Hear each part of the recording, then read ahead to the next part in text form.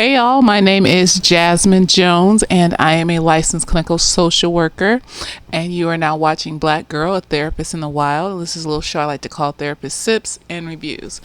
And today we are reviewing Black Cake on Hulu, and we are sipping on, what is it? Absinthe is the alcohol. The soda it's either Sprite or, no, it's not Sprite. It's some kind of soda. Anyway, I'm already. How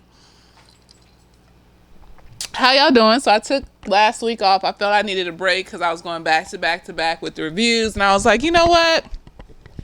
Then I went somewhere on a work night and stayed out late, knowing I had to work from 8 a.m. to 5 p.m. the next day back to back. And then I went to Disneyland. So yeah, I was, some had to give. So last week I took a break from making videos, but we're back. So anyways, I watched Black Cake a couple weeks ago because I was going to do it last weekend, but I was tired after work last Sunday. I was just like, you know what? No. I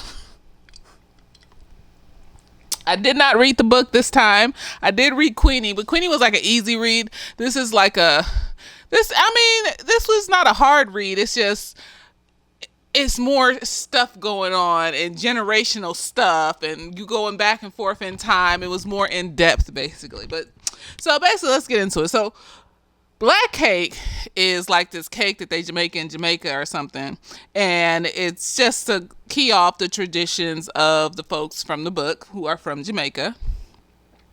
And it starts off with this woman named Eleanor on the beach about to surf because she was a swimmer when she was back home in Jamaica, right? And she surfed back home in Jamaica because black people surf, you know. No, because they make it seem like we don't, like we do. Like people, islanders surf because they live in the water, near the water. They're like fish and shit, you know. So like it's a thing. So she's out surfing and she fucks her shit up and breaks her leg or something like that. And then she's in the hospital and her son comes and visit her. And while she's in the hospital, they found out she has like this brain tumor. So during the year that she's dying, apparently she records this family secret because she never told her and her husband never told her kids about who their extended family are. They don't know nothing about it. And so she was, too scared to talk about what happened to her and who their family is and all this other stuff. So basically, as her dying thing, because they found the cancer too late, so she only had like about a few months to live. She lived a year or something like that. She records what happened in her life to make her keep her family stuff so secretive. So we skip to her daughter, Benedetta, I think that's her name, but they call her Benny, and then her son Byron at the reading of the will with this man called Mr. Mitch. Mr. Mitch is a family friend. If y'all read the book, because I feel like it was a little too closeness. There was a scene with Mr. Mitch and Eleanor, and the closeness was closing in, and I'm just wondering, like, did Eleanor and Mr. Mitch have a thing? Let me know if you read the book, because I was just like, they sure is close and hugging and intimate a little bit. And so, I'm just curious. So we start off Eleanor's story in Jamaica when she's a teenager. Her name is actually Covey, like Lovey, but with a C. And she and her friend, her name is Bunny, they're like swimmers. They just being teenagers. They out there swimming in the ocean. They on the swim team at the school. They got plans to swim around the world and win awards and living their life. Covey's dad is Chinese. He's an immigrant. And then her mom was Jamaican. Her mom just randomly ran the fuck off. And nobody know where she went. And they end the movie on this cliffhanger of like, if you want to find out where my mom and if you have extended family is and stuff like that. And I'm wondering, did they tell us in the book if they find her mom, or is there going to be a sequel, or like did they not do the whole book in the first season of the show? Let me know. Am I missing some shit? And so, like, her mom ran off out of the clear blue sky. Come to find out, her mom left first, and she was going to, when she found work and life and whatever, she told her best friend this. She was going to send for Covey or come get Covey and take her with her. She never came back. Don't know why. Um, and so she's living with her dad, and her dad's a gambler. Her dad, there's some generational trauma there where he was like an immigrant and they was messing with him and bothering him, and he was trying to make money for his family store. So he got into betting on the cockfights.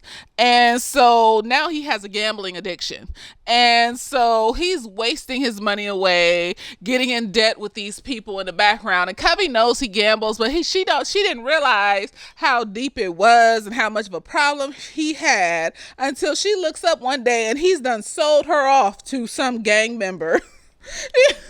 And she just is like, what the fuck? Because she's dating this one dude that swims. His name is, what is it? It's Bennett. His last name is Bennett. His first name, I think, is Gibbs.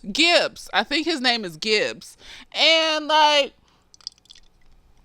they got like a whole little romance situation and everything. Her dad was making faces at this nigga like he was crazy, but gonna sell her off to this actual crazy nigga and stuff like that. So they about to get married, right? But on the night of the wedding, somebody slipped some shit into this nigga. I think his name was Little John or Little Man. Slipped some shit into little man's drink, and he convulsing on the floor. Don't nobody know who did it, but as soon as Cubby see him convulsing on the floor, she know that they gonna blame her. She runs the fuck off, jumps in the ocean, hides in a little archipelago situation, rock formation, off in the middle of, off a little ways off from the land. And then, but her friend Bunny, because they all looking for her, right? The night of the wedding when she ran off, her friend Bunny knew she was hiding in that thing because that's their little place they like to swim to challenge each other in their little swim, competitions and whatever. So Bunny waits, and then Bunny brings her this backpack of stuff and basically some money, and says that her mom's best friend has been like their maid since their mom left. And so her mom's best friend also helped Bunny to gather up some stuff and get her set up in England at this boarding house where all the Jamaican immigrant girls go to support each other while they in England. They changed her name to Coventina, and they gave her a different last name so that they wouldn't find her when she got over there. So she's running scared in England, thinking these people are going to find her. And she has this roommate. The only person that knows who she actually is her roommate named Eleanor. And at first, she was off Eleanor. She was like, I need to keep myself secret. I can't let nobody know about none of this shit. And she was like, I need to kill Eleanor. And I was just like, because that was the end of the first episode, and I was like, is this gonna be like a scary movie? Is she gonna be like a serial killer or some shit?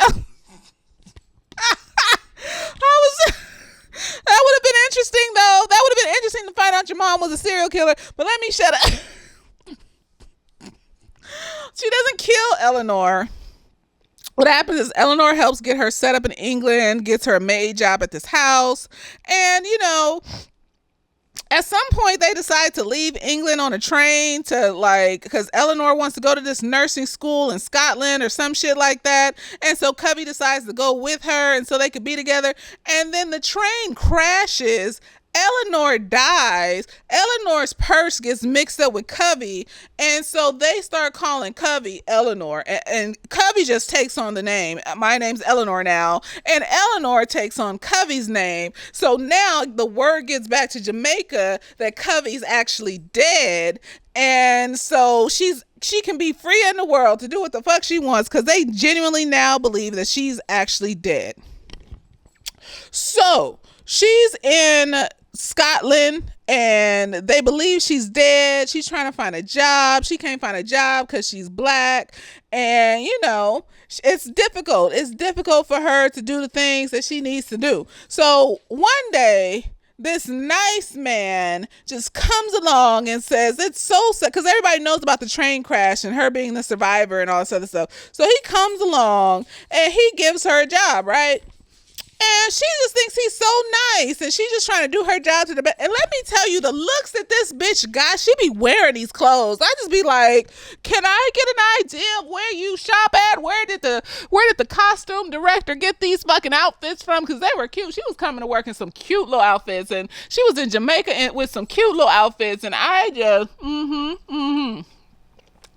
So anyways, she's thinking this nigga's helping her. Be cautious. See, because I don't want to say don't believe in kindness. It's just we need to be in the observation phase for a long ass time before we allow ourselves to be alone in a space with somebody. Because, and it's not her fault what happened. She didn't know this nigga was gonna be trash, but just to let everyone know that we can only protect ourselves. And so sometimes we're not going to know. Sometimes these Oscar winning performer trash people we'll just, the wool is over our eyes. We can't believe it. All of a sudden, I've had many clients tell me how they best friend, homeboy, they was just sitting up smoking weed or some shit like that. Been friends for years. Didn't think nothing was ever going to happen. Had no issues with sitting at their house, smoking weed with them by themselves, having a good old time, and then ended up sexually assaulted. So there are moments that happen where we cannot look for patterns and we cannot assume that these people are, you know, evil people. But as much as all I can say is, in order to protect ourselves, be wary of people that are too nicey nice. You know, those really nicey nice people that don't seem to have any other personality trait except for niceness. That's fake, because most people have a variation of emotions. Even if you don't really know them, their emotions will vary. You'll see different parts of them, learn different things about them.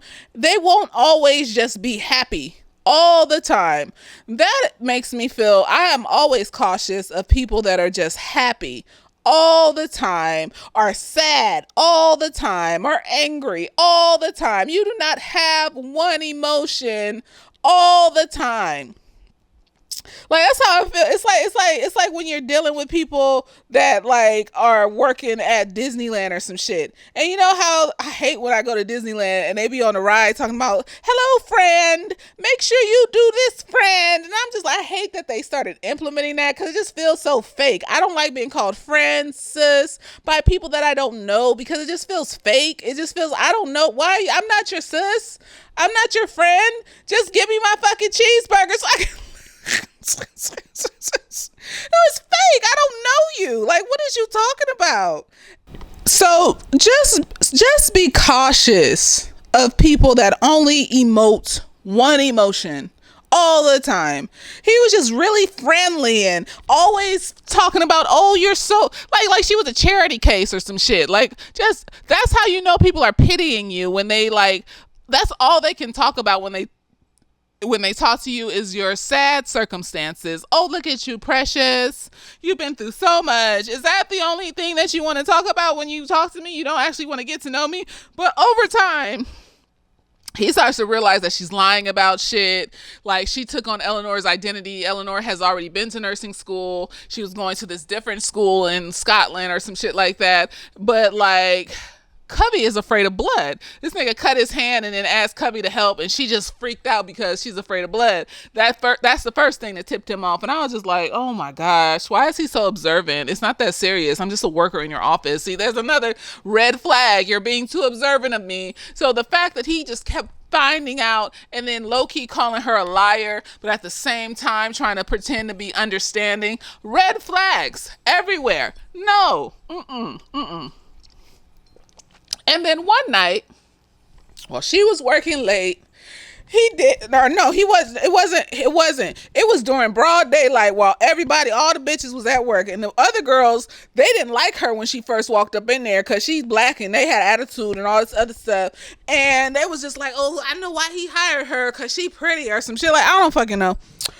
So they had attitude, but come to find out, he done raped every bitch up in that motherfucker. I'm tired. And the main bitch that was on her case is the one that tried to help her feel better after he raped her and shit when she came back from his office. And I just...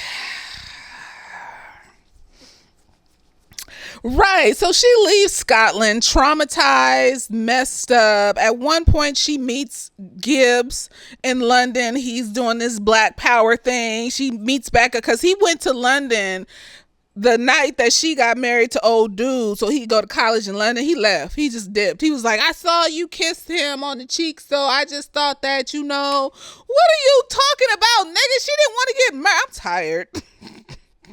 She's trying not to get murdered, so she's trying to placate this crazy motherfucker. And you over here talking about, I saw you kissing him on the cheek and you smiled. You smiled at him. So I just felt like there's nothing I could do to save you from the situation. Like, no one's trying to save her from that marriage, and no one's trying to do nothing. But somebody did do something. We'll get to that, though. So she meets Gibbs, and then they fly to California, and they get married, and they have kids, and they live their life. But then there's some holes missing. So we come back around, but first we find a little bit more about her children's life, Byron and Benny. So Benny is the black sheep, right? Benny's like, she's bi or queer or whatever, and she's a wild child. She's an artist. She doesn't go the straight and narrow of being an accountant or a lawyer. She wants to open her own little cafe. She does art, and I guess she bought her girlfriend one Christmas, and the catalyst, because they were pretending real good, like everything was fine with her girlfriend being there, but the catalyst that made her dad pop off was the fact that she quit school and said she wants to try to open her own little cafe. And I could understand dad being angry after spending monies, but you don't bring the fact that she's like queer into it. Like, no, I'd be like, why didn't you tell me this shit before I spend money on school? Like, I'm fine with you being an artist, a ne'er-do-well, whatever the fuck you want to do, girl. But like, you could have said this shit before we spent the $40,000 a year on your college education, because that's money. So, I'm glad you found your calling, but that's some bullshit. And he was upset, and then like he just said it. He was just like, you always having sex with random people and you're a wild child, and now look, you got a girlfriend and shit. And she flipped the fuck out and said, see, I knew it. I knew y'all didn't accept me and my, girlfriend and all this other shit, and walked out the house. And then like, she broke up with her girlfriend. Her girlfriend was trying to support her, and she just was like, no, you don't support me. I forgot what happened, but you don't support me. And she broke up with her girlfriend. And then she went off and didn't talk to her family for like 8 years and shit. And the reason why she didn't talk to her family for 8 years, because she ended up with this white dude that was abusing her. Like physically abusing her and keeping her away from her family. See, abusers look for people that are like passive and have gone through shit, because they're very easily moldable and malleable and shit like that. And so he basically got into her head. Like, she started off with being mad at her family, but whenever she would start to cool down from her family and stuff like that, and cool down from being mad at them and stuff, he would always be in her ear like, no, don't you keep that fire going. Your family doesn't love you. I love you. He was crazy, girl. And so anyways, like, she missed her dad's funeral because Gibbs dies at some point, and she didn't go to his funeral because that nigga had hit her in the face the night before, and she was too ashamed to show her face at his funeral. Flip side, we got Byron. That's her brother. Her brother is starting off mad at her because she ain't talked to the family for 8 years. Didn't go to dad's funeral. He doesn't know why. She didn't tell nobody that this man was beating on her for like however many years that she was with him. And so he thinks that she just a ne'er-do-well asshole. Don't give a shit about nobody.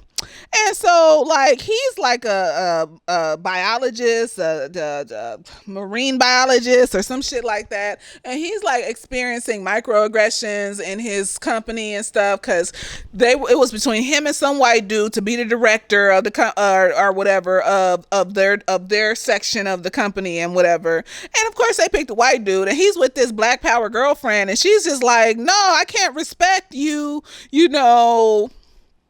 not standing up for yourself and da. So she trying to leave him. So he pop out at the little panel that he's on, and it's just like, when one of the students asked what's it like being one of the few black people in your field doing this shit, he just said, you know what, it's exhausting. I'm tired. The microaggressions, they can't imagine people that look like me, being in this field, and so they don't pick people like me to be at the top, and This nigga goes viral, shit blows up. Stuff like that happens. And then Benny tells him about, that nigga beating on her, and so this white dude, so they have broken up, right? But he has this art piece that they did together. I truly believe she did that, and he just trying to claim partial ownership because she was with him or whatever the fuck. I truly believe it. That's the case.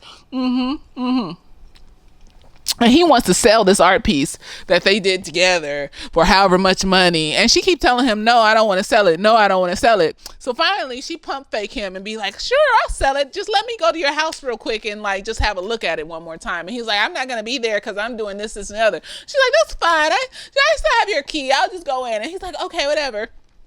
So she go to this nigga house and smash that shit to smither fucking rings. And this nigga comes back home while she's doing that shit. So she texts her brother, sends him a pen, lets him know where she's at. And then she confronts this white man. And he just pulls out these white tears, the abuser tears, all the tears. I'm sorry for being trash and whatever. And when he didn't put his hands on her.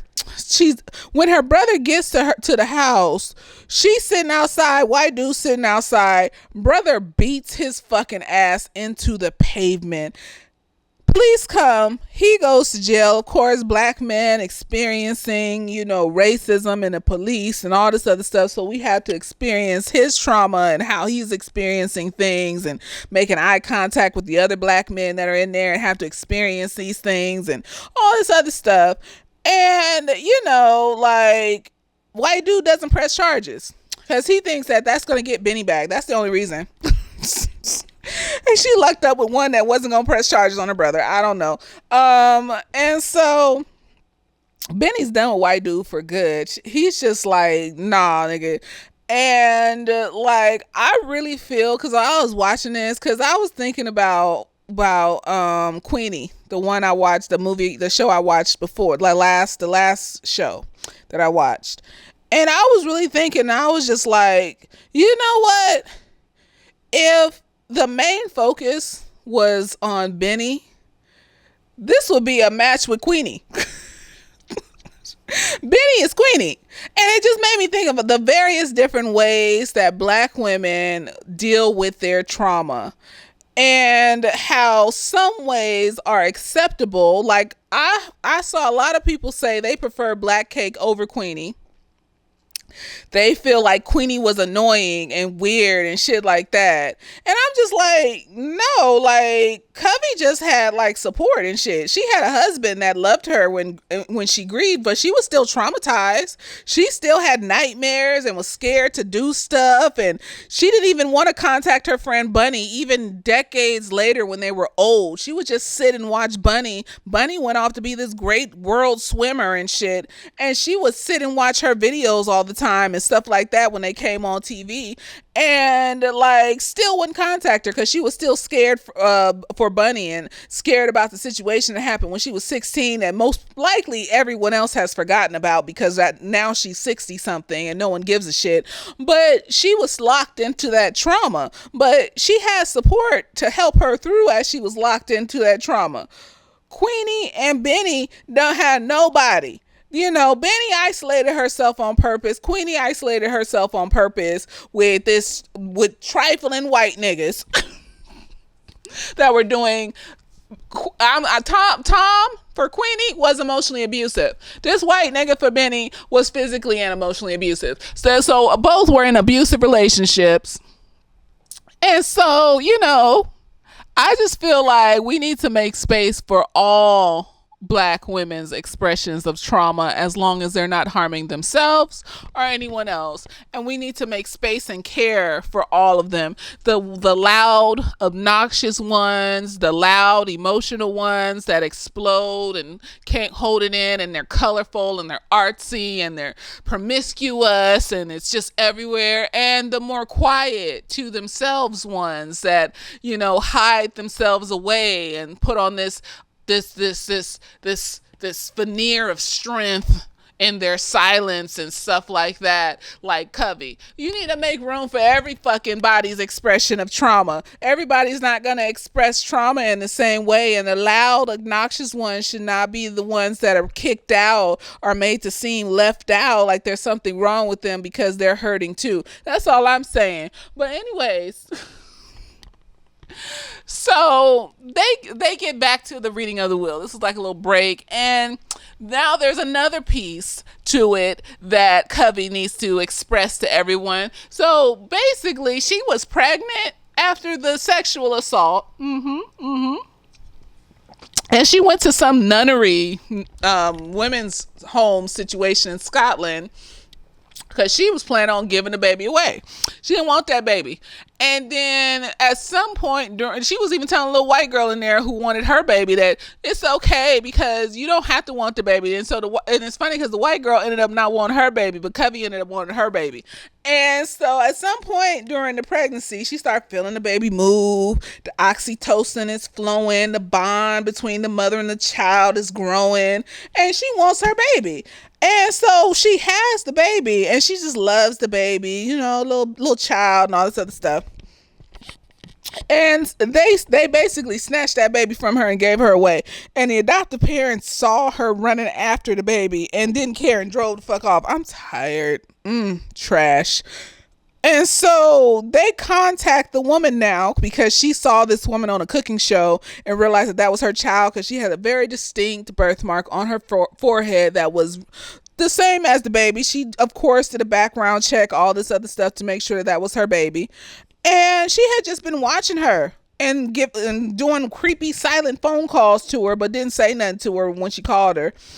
And so she basically put her in her will and had Mitch contact her, and she's over in England fully just diving into her whiteness, you know, appropriating food and saying how each ingredient of the food comes from different countries, so we can say that each country has claim to every food in the world. Like, bitch, shut the fuck up.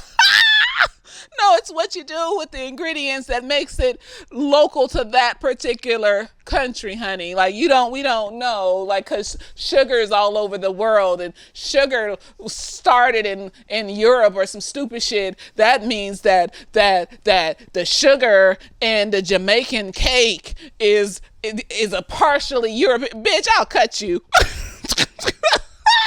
Oh, shut up. And so she got canceled online and shit.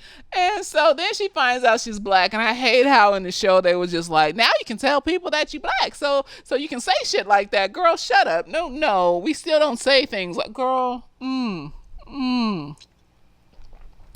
The rituals and the culture and the stories and behind each dish. Like, we're not gonna say chitlins is European just because it was the white man's pig's parts that was thrown at us. You know, that has a story attached to it for a reason. We did what we could with it and made it into something. That's a black American food. I'm tired. And so, I don't like chitlins, but it's like, you're not about to sit up here and be like, just because the pig belonged to the white man, it's a white man's food. Girl, I'll cut you. You just delete the whole story and culture behind why they eat this food. Like, the black cake meant something to the culture of Jamaica. Like, there's probably a story of how it was first made and all this other stuff. That connects the people to the dish. Like, you're not gonna sit up there and be like, well, because they use grain from Ireland in it, it's partially Irish. Bitch, shut up. So I don't like that. I didn't like how, and then they was just like, well, see, and then they were all excited because they had a little Chinese in their blood. Like, oh, look, we're partially Chinese. Bitch, I want to be black. Like, I'm mad I have 13% white in me. Like, I want to be all black, 100% black. I'm not going to be excited to have a little bit of Chinese in it. Bitch, okay, let me shut up. No, because we don't get excited for our blackness enough. And then when you find out you got a little drop of something else, oh, look, a little bit Irish. Fuck all that shit, bitch. I don't want that shit. That's probably why I sunburn on my legs when I'm out in the sun too long. It's that little bit. a little bit of Caucasian, a little bit of caucus. And so she comes out to California. And she just, at first, she's just like, oh, I don't know if I want to listen to this. Ah, la, la, la. And then she finds out that her daddy raped her mama, and Benny had to go and talk to her to bring her back. So like they do the whole story about how her baby was kidnapped from her. Because as soon as she says she want to keep the baby, that's when all bets are off. Like, no, we're not taking your, because you can at any point say that you want to keep this baby and then it ends null and void. They didn't allow that to happen because it was 1950 something whatever, and so they just took her baby. And so she went back to England, fucked up emotionally, and like met Gibbs. So she meets Gibbs and they go to California, and they live partially happily ever after. They got a nice little couple situation and stuff like that, but like the situation with their kids is not that great, at least not with Benny. And so now Benny feels sad, that's her daughter, because she spent so much time away from her family. She also found out that her dad would literally come to the coffee shop across, and he would keep the receipts too, come to the coffee shop across the street from her house and just sit and drink coffee, but would never say shit to her. And so there's this toxic silence in this family where they don't say how they feel to each other. Like Covey couldn't say how she really felt about or she couldn't really talk about her past. She kept everything to herself. Gibbs couldn't talk about his shit. Like it's this toxic silence, and Benny is just tired of it. That's why she went and got her sister out the hotel room and shit like that. She's tired of this toxic silence. And sometimes we just keep passing these toxic coping skills down in our family, and it's problematic because something has to give. You can't have this silence where when people feel a type of way or their feelings are hurt, now they don't know how to express their emotions. Now they don't know how to say how they feel or nothing like that because they never learned how to, because you have to learn how to talk about your feelings. You have to learn how to put feeling words to your emotions, or else some things feel good, some things feel bad, and that's about it. You don't know.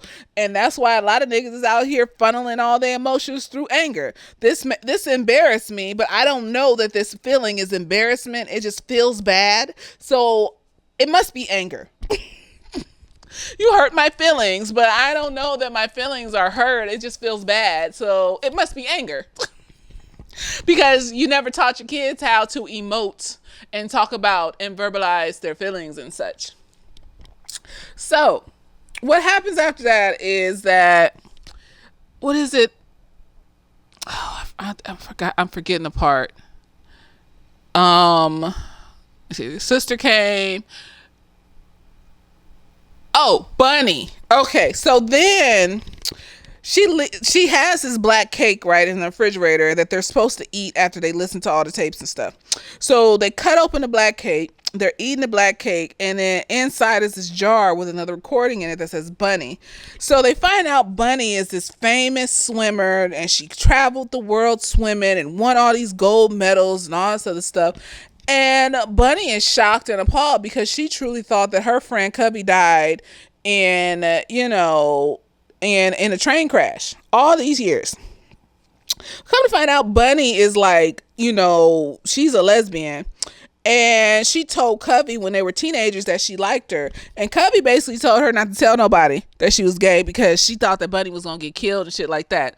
And so it's just been this cone of secrecy, and she and even Covey was just on the recording, she was like, I realized when Benny didn't come back into the family how much what I did was harmful to her, not just her, but to Bunny. And that's where it all started, was me silencing Bunny and telling her to hide herself.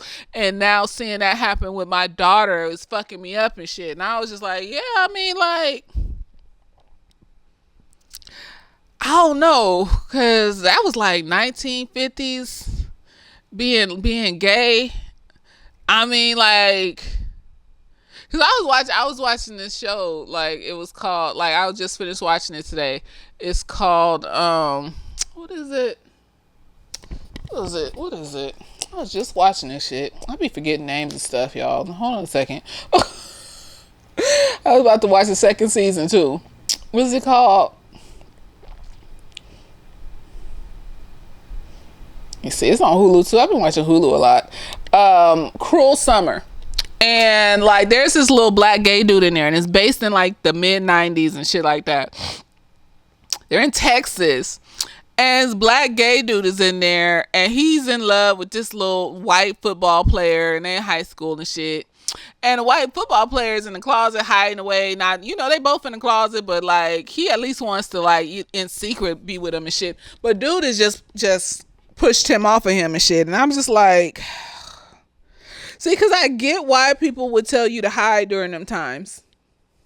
No, because they was like blatantly killing motherfuckers. I mean, they're still blatantly killing motherfuckers, but it's like, I don't know. Like, it's a little bit more accepted now, where like they got like areas for the gay folks and gay pride parades and all of the things and stuff like that. But like in the 90s, in a little town in Texas, and you black, I mean, like, maybe if y'all had both stayed in the closet and then moved to like a bigger city. But like 1950s Jamaica, you know how black people are about gay folks today. Back then, I'm not gonna say that was bad advice. 1950s Jamaica, and they black, and everybody else is black. I'm not gonna necessarily say that that's bad advice, but it was given out in the wrong way. Like, she was trying to make her act straight too. Like, she was trying to make her dance with boys and shit like that, because she thought people would talk and stuff if she didn't want to like dance with boys and shit like that. She could have just not been with a nigga and been gay and then just not told nobody. And people would just think like, why isn't Buddy dating? Like, who knows? And she could have just been like, I just don't feel like it. She could have just been off niggas. Like, I'm sure there are women. It's safer to just say you was been off niggas. Like, why are you trying to make her dance with these niggas? I'm not gonna say necessarily it's bad advice. I'm just gonna say the delivery was not okay, and then trying to make her pretend to be straight, that wasn't okay. Like, she probably would have been killed if she was out in the world and shit like that. But like, to be able to find her own folks and stuff, because there were gay folks back then. They was gay clubs, and they were in secret, and they would dress and like studs and things like that, and they would do those shits in secret. But it like that, like her pretending to like, she even had sex with a nigga. It looked horrible. It looked like she was just so done with it, just so done with it to pretend. And like, she could have been spending her time finding other people that were like her. like that was not the advice to give, it not in that way. Like, don't be loud about it, but find your tribe, girl. Like, because I don't want to see these niggas mob you and shit and beat your ass and stuff. But like, find your people though, girl. Like, I'm sure there's other folks out there that's like that and shit. And if you find your people, I mean, I don't like you like that, but like, you find your people, girl, like, it's gonna be magical. So just wait and see, but always be yourself. Like, some shit like that. She could have said some shit like that, but no one said. She's like, hide. What they say on Frozen? Hide. Don't show yourself. And whatever the fuck the song says.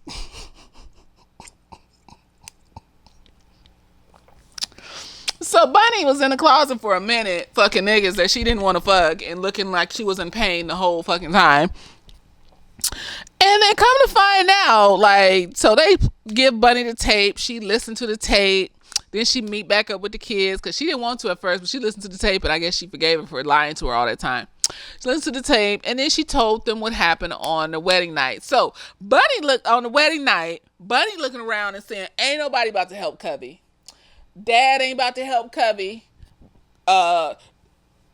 Cubby's mom's best friend had a plan. She had some poison and shit that she was gonna put in the cake or whatever that they was gonna eat in the bedroom.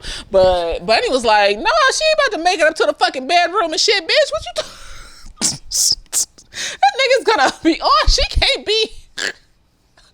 I was so scared scared for Cubby too. That nigga looked gross. He looked like it was just gonna be a lifetime of raping, and it was just she was gonna be broke down, and it would have been horrible. The devil, it would have been torture. And so Buddy got the right idea. She ain't about to make it up to that bedroom. She's not getting in that bed with him. She saw Gibbs wasn't doing shit. She even went to Gibbs. She was like, I thought you loved Cubby. What the fuck is wrong with you? Why you ain't fighting for your bitch like you supposed to? What's wrong? So Bunny was the only ride or die. Bunny was the only ride. That's what your homie is supposed to do, bitch. So basically what Bunny did was she just played silly. She went and she acted like she was just bubble-headed head in a cloud while she was at the wedding so nobody would pay attention to her. She went and got the poison, put it in her cup. Then she put the cup down. She went over to where Cubby was and sat down next to her like, hey girl, your wedding, da-da-da-da-da. Put the cup down. Switched the cup out with the little man's cup real quick. She was slick with that shit too. You couldn't even tell because when they showed it in the beginning, I didn't even know that bitch the switch did anything. She did look like she was just bubble-headed, airhead, not even paying attention to shit. Sat down with Cubby at the table and then watched little man drink that cup and fall out on the fucking floor. And so basically she was like, I think Cubby didn't want to talk to me all these years because she was trying to protect me because she was scared that they would come after me. And I'm just like, see how trauma be following you? Because that's some shit that happened in the 1950s and Jamaica and with black people, and nobody would have cared anymore. After she turned about like 30 something, nobody was going to care anymore about that shit. Them people was probably like dead, at that point. Like and the thing is they blamed it on somebody else too. So she never even was, she was never even considered anymore. They blamed it on somebody else. And the trauma just followed her. She was just scared these people was going to come after her and destroy her life all these years. And it froze her. She was frozen with trauma. And I was just like, Lord, don't never let me hold on to no shit like that that's not going to harm me in my old age ever again. Don't ever let me hold on to some trauma like that where I feel like somebody's going to come after me and so I can't do nothing. I have to limit myself and can't be out in the world and can't be around the people I care about. Never. Because she couldn't be around her friend. That was like her bestie. That was her road dog. That was that bitch. Like, no, like, and then she died and she didn't even get to see her friend face to face like that. Like when she could have had seen her friend, she could have been in the world hanging out with her friend doing stuff. That's what's the saddest part. The saddest part was she didn't get to be with her friend. And I just,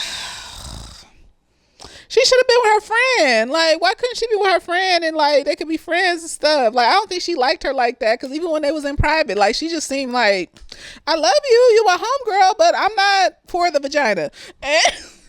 But like she loved her as her friend. That was her family and shit. So I wish they could have like been like she missed out on being around her friend. That bothered me. But she was able to tell everybody everything. And she left them with the possibility of searching out what happened to her mother, where she went, and if they had extended family out there. Let me know if in the book they tell that and they just didn't put that in the first season and they maybe gonna do a second season or some shit like that. Because I was gonna read the book. I'm still gonna read the book. I just haven't read it yet.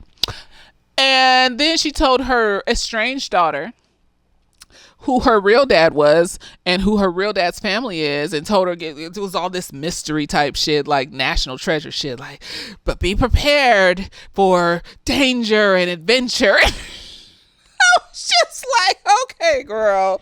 There probably some white people over in Scotland, just, white people in it up. Maybe he assaulted some other people and went to jail. Maybe he's a criminal. I don't fucking know. Maybe his families are criminals or some shit. But like, yeah, I mean, I liked it. It was like this whole just like saga of generational trauma and how it marinates in a family and the different ways we hang on to toxic coping skills, like Benny not talking to her family for 8 years because she was ashamed. She learned that from her mom and her dad not communicating and not emoting and not teaching her how to verbalize her emotions. So it was easy for this nigga to come along and take advantage of that. Like, she don't know how to express herself. She never learned it from her parents. So why wouldn't a nigga come along and take advantage of the fact that she don't know how to express herself? Like, that's why you teach your kids how to talk about their feelings. How about that? Teach your kids how to talk about their feelings. So when they don't like something, they can set a boundary against it instead of sitting there and taking it and living in that shit. That's that take it and take it and take it. Strong black woman type shit that we do not need to be living in no more, because that makes us sick. I was watching this TikTok. It was like this autistic med student, and she was black, and she was talking about how when you get stressed out, you have an influx of cortisol in your body, and cortisol can actually like too much cortisol over time can actually make your heart bigger or something, and like that could lead or make the walls of your heart thinner, which can lead to like heart problems and shit. And so being stressed out, there's a direct tie to heart disease and heart issues and shit and stomach issues, because cortisol is not good in large quantities over a long period of time. And so that just means to me, oh no, if I don't like some shit, I'm not dealing with it. You're not gonna stress me out. I'm not gonna be stressed out, because that's how you get cancer, because cortisol causes inflammation in the body. Cancer is your cells not stopping themselves from healing inflammation and then continuing to grow tumors around that inflammation. That's why natural killer cells are so important, and that's why they hype it up in things that create natural killer cells, because that's the thing that stops your cells and tells it, oh, this thing is healed, we can stop. But cancer means that they haven't told your cells to stop. And so that's why it's hard to cure cancer, because it's just your body doing its natural thing in overdrive. And so we can't cure your body healing itself so easily. And so if you have constant inflammation from cortisol running through your body, and you have like a genetic susceptibility to cancer, you are more likely to get cancer, because your body is continuously healing itself over and over again until eventually something's going to tap out and it's going to turn into cancer. Or if you have any other inflammatory diseases in your body, like Crohn's disease or diabetes, the cortisol in your body makes that shit worse, because it adds extra inflammation to the disease that's already in your body. You are not stressing me the fuck out. Cause I always say, like, a nigga coming to my life try to stress me out, he's trying to kill me. He's trying to kill me. He's trying to murder me with stress. I know he is. I know. That's why a lot of women be talking about when they get a divorce, how a lot of their diseases just healed up. Was it Tisha Campbell? She was talking about how she had some disease or some shit going on, some chronic illness. And as soon as she had her divorce, she just noticed that she just felt better. Like, it went away. Whatever it was, just went. Girl, that's because you was being constantly stressed out by that nigga that married a 20-something-year-old that looks just like you, bitch. Just gonna stress out the next generation. He went to stress out. He bankrupt Tisha Campbell, okay? He went to stress out the next generation of young women that don't know. That's why I make these videos, because there's young women out there that don't know that these old niggas are coming for you. And if you do know and you just want to get a bag, be on your P's and Q's and get the bag and get the fuck out of there, because this nigga will drag you down to hell. So yeah, you can't teach your kids not to express themselves. Like, and then you don't be knowing that you do that, and like they just end up all fucked up, and then you wonder how did you end up all fucked up and emotional and trying to kill yourself? Girl, because you didn't teach them how to express themselves. Our emotions are the foundation of who we are as people. They tell us what we like and what we don't like. They allow us to have discernment, because this thing makes me feel uncomfortable and this thing makes me feel comfortable. I'm going to discern that I'm going to go towards the thing that makes me feel comfortable. If I don't have emotions about anything, then I'm just passive and I'm allowing everything. Pain feels normal, and we just feel like, oh, I'm used to this lifelong pain, and so I'm just gonna keep going with it and shit like that, and until I die. And it's like, no, you're not stressing me out, you're not killing me. So that's what I got from this and Queenie. This is 2 shows with generational trauma this was more focused on the generational trauma than Queenie was. Queenie was focused, but it was more so around Queenie's story. But they both the same thing. It's like your ancestors doing fuck shit and not teaching you better.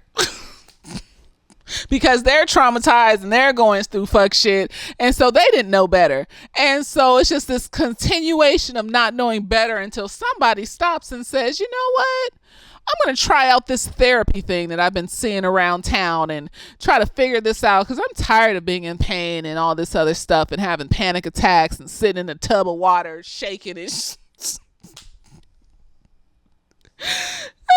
and I dig it. I can dig it. Heal yourselves, break the generational trauma, and be the model for your elders on what it looks like to do better and be better. And maybe they will follow along when they see that you are happy. They see what real happiness is. And so, I think that's the rest of it. Let me know if there's some stuff from the book, though. I really want to know, because it's probably going to be a while before I actually read this book. If there's some stuff from the book that wasn't in the movie or the show, if they actually finished the book in the show, or if there's some stuff that they didn't finish and it's probably going to be in the second season. Was Mr. Mitch and Covey fucking, like, were they? Let me... I just have it, because when he was helping her record and then he leaned over and hugged her and shit, and they was just like, oh, sentimental, and I was just like, were they fucking? Did she cheat on that nigga? Like, wait a minute, did they fuck after he died? Like, because his wife died, Mr. Mitch's wife died, and her husband died, so maybe they was, comforting each other in their... Let me know, and embrace your emotions and teach your future generations to embrace their emotions and express themselves, and stop judging how people deal with their fucking trauma. If they're loud and colorful and wild and all this other stuff, that doesn't mean that they're bad fucking people. If they're quiet and to themselves and have this veneer of strength and stuff, that doesn't mean that they're better. And it also could be that because she's mixed, like, the whole colorism shit. It just clicks on in our head, like, oh, this is better because, like, she seems more regal and da da da da da, and because she's mixed, and Queenie's black and unambiguously black. Like, is that it? Is that what we're doing? Because it's not right. It's not right. No, both ways are the right way to experience trauma. There is no wrong way to experience trauma as long as you're not hurting yourself or other people. And just remember that, because people forget that shit, and then they see an addict walking down the street talking to themselves, and they want to laugh at them like this person probably ain't been through the bowels of hell. I be praying for them. I'm like, God bless them. I hope they figure their shit out, because this world is hard, and not all of us are going to make it through. Like, not all of us are going to overcome these traumatic events that happen and be able to walk out of it and be okay, and some of us are going to end up addicts to the day we die. Some of us are going to end up like healed and better and going and living life and experiencing things. It just depends on the person. It depends on the person and their ability to persevere, and the people they surround themselves with, and the help that they give to themselves, and the way that they treat themselves. It depends on the person. And so I'm not about to judge nobody's way of dealing with their own trauma. Like, that's fucked up. As long as you're not spreading that shit to nobody else. If you spreading it, you being abusive, you being a pedophile, you being a rapist, you being a murderer, some shit like that, no, I'm judging you every day, all day, nigga, because you been through that shit, and you putting that shit on other people. You spreading it like cancer, and you fucked up. That's wrong. That's wrong. You putting that shit on other people on purpose. Like what Cubby did, that wasn't on purpose. Like, she didn't know that her kids was gonna turn out like that. She just didn't know how to do it. She didn't know how to emote. She never learned. So how you gonna teach somebody what you never learned? But if you go to therapy and learn how to do it, then you could teach them and shit like that. You know what I'm saying? So no, that's not the same as somebody going out here purposely abusing somebody and getting joy out of abusing them, because it makes the pain inside feel better for like the 5 minutes that you abuse them. That's not the same. So anyways, let me know what you thought of this review.